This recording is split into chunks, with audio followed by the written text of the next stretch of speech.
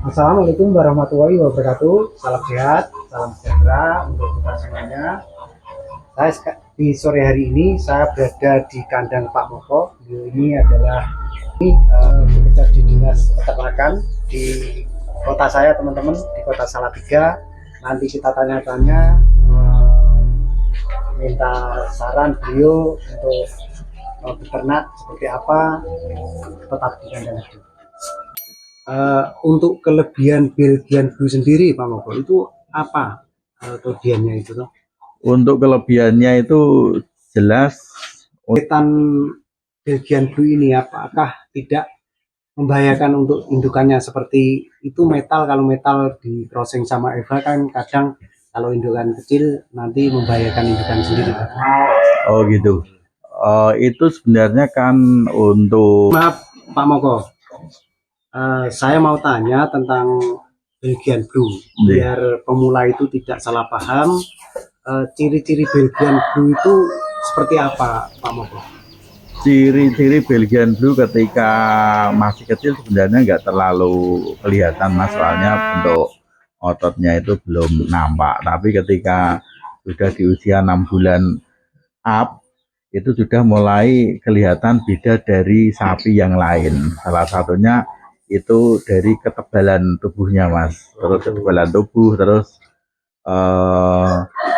pertulangan, ada warnanya juga, itu baru mulai kelihatan nampak. Untuk kelebihan Belgian Blue sendiri, Pak Moko, itu apa kelebihannya itu? Untuk kelebihannya itu jelas untuk saat ini itu kan lagi istilahnya tren, itu memang yang pertama itu bentuk badannya itu menyenangkan gitu, menyenangkan untuk dilihat. Itu kalau istilahnya seni lah, dia itu mempunyai nilai seni tinggi. Jadi ada perototannya itu nampak. Yang kedua, yang pasti konversi pakannya juga bagus mas. Jadi masnya itu ketika sama-sama di usianya, terus sama-sama konsumsi konsentratnya sama, itu dibanding dengan Eva yang sampingnya ini pertumbuhannya jauh tetap bagusan yang yang Belgian Blue. Jadi sapi ini lebih pintar mengubah makanan untuk menjadi daging dibanding dengan ras yang lain. Untuk kelebihan dagingnya sendiri, Pak Moko, itu gimana ya?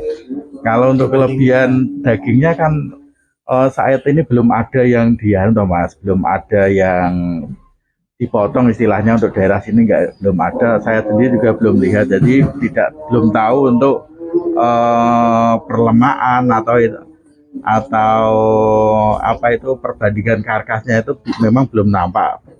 Soalnya memang saat ini kan baru dikembangkan toh, jadi belum panen istilahnya kan gitu. Nah, untuk pedetan Belgian Blue ini apakah tidak membahayakan untuk indukannya, seperti itu metal, kalau metal di crossing sama Eva kan kadang kalau indukan kecil nanti membahayakan indukan sendiri, Pak. Oh gitu.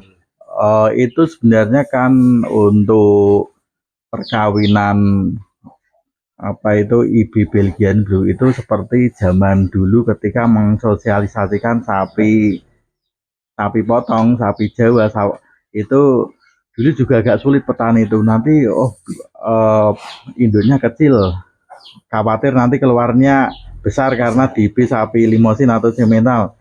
Itu kan enggak juga mas, ternyata Gus Dawo itu maha adil. Ketika induknya kecil, itu nanti pedetnya juga menyesuaikan, walaupun lebih besar dari kelahiran induknya, tapi juga lebih kecil dari kelahiran bapaknya. Jadi tidak begitu mengkhawatirkan antara bobot lahirnya.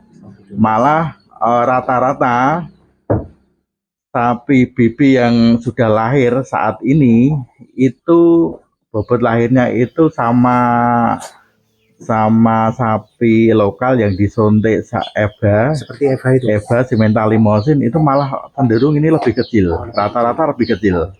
Jadi sekali lagi itu tidak mengganggu proses kelahiran, gitu. Jadi rata-rata aman.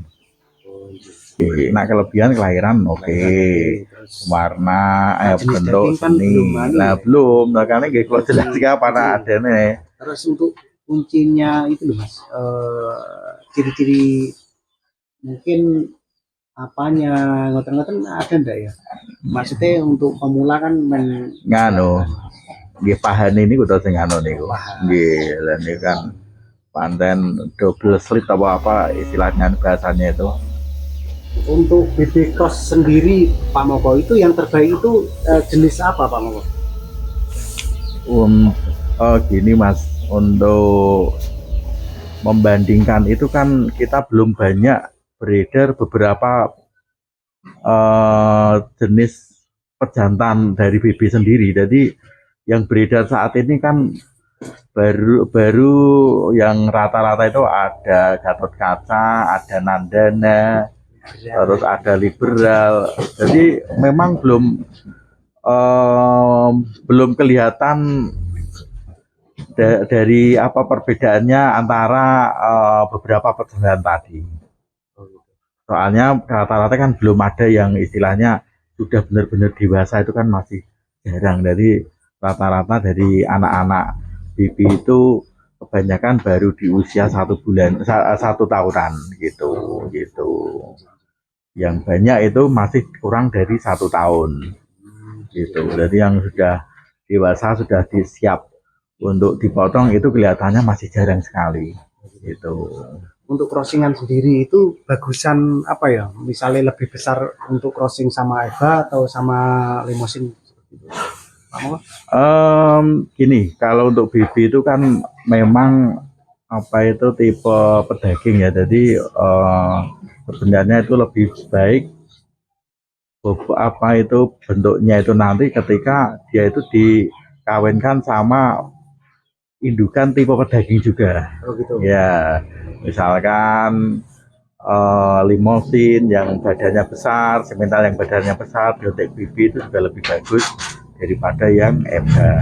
Tapi beberapa tempat itu yang Eva Cross Simental atau istilahnya banyak disebut dengan induan moncong putih. Nah, itu induan moncong putih itu kan sudah rata-rata itu sebutan itu sudah terindikasi silangan dengan Simental. Lah itu banyak bagusnya juga, maksudnya itu dia potongnya dapat, terusnya susunya juga dapat. Ketika disuntik BB itu anaknya pertumbuhannya luar biasa. Ada beberapa apa itu teman yang sudah mencobanya karena didukung susunya bagus, sudah ada darahnya potong juga gitu.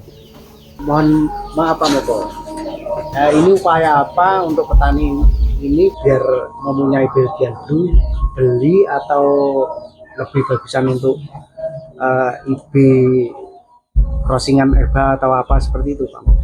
Kalau saran saya karena untuk saat ini bakalan Belgian Blue itu harganya masih mahal, terus kan untuk kelemahannya itu kadang kan tidak tahu, itu kadang ketika kita beli hidupnya ternyata kecil. Waktu kecil itu kan kadang bagus, nanti besarnya kan tidak bagus, belum tentu bisa maksimal. Nah, untuk saran saya itu mendingan ketika Pak Tani itu mempunyai indukan, katakanlah sapi potong, itu dicoba saja IB-nya yang BB, walaupun untuk biaya IB-nya agak mahal sedikit, tapi kalau misalkan jadi rezekinya kan nanti juga ikut punya BB peranaan sendiri. Ataupun sapi perah yang produksinya cuma sekitar mungkin susunya 10 atau maksimal 15, kalau saya tak sarankan untuk di IB Belgian Blue, karena dengan di IB BB itu nanti kesejahteraan petani akan meningkat. Meningkatnya itu karena ketika nanti keluar jantan dijual dengan di usia 5 bulan atau 6 bulan itu harganya sudah cukup tinggi. Misalkan di usia 5 bulan itu dijual, nanti dibelikan sapi yang PFH sendiri itu dengan umur yang sama mungkin bisa dapat 3 atau 4 ekor gitu ya. Itu misalkan nanti kok, oh saya sukanya gini mas, saya sukanya itu tetap susu, tapi kan karena di BBB itu kan nggak mungkin sebanyak induknya, karena memang sapi FA itu kan tipe penghasil susu. Jadi caranya bagaimana lah, itu ilmu bisnisnya, itu naluri ilmu bisnisnya harus dihidupkan. Maksud saya gini, ketika nanti memutuskan untuk tidak mengembangkan sapi BB, itu lebih baik di usia sapi 5 atau 6 bulan itu nanti dijual. Jadi betina di usia 5-6 bulan keturunan BB itu nanti bisa dibelikan sapi darah EBA itu mungkin bisa di usia 1 tahun up. Jadi memang nilai jualnya itu dibanding nilai jualnya itu memang lebih tinggi dibanding sapi EBA-nya itu sendiri. Itu salah satu solusi gitu. Itu yang terakhir Bang Riko. Buat teman-teman pemula biar semangat, makin bersemangat, minta tolong kasih saran untuk penyemangat Pak. Oh gitu. Untuk pemula, nah teman-teman pemula, sobat-sobat yang muda-muda ini yang sudah mengenal media sosial lewat YouTube atau Instagram atau yang lainnya, itu saya sarankan jangan sekali-kali ini nyari kenyamanan. Nah di sapi itu memang nggak nyaman, tapi di titik tidak nyaman itu pasti ada suatu hal yang menjanjikan. Terima kasih Pak Moko atas waktunya, sudah ngasih banyak sekali saran buat teman-teman. Terima kasih. Terima kasih banyak. Terima kasih Mas.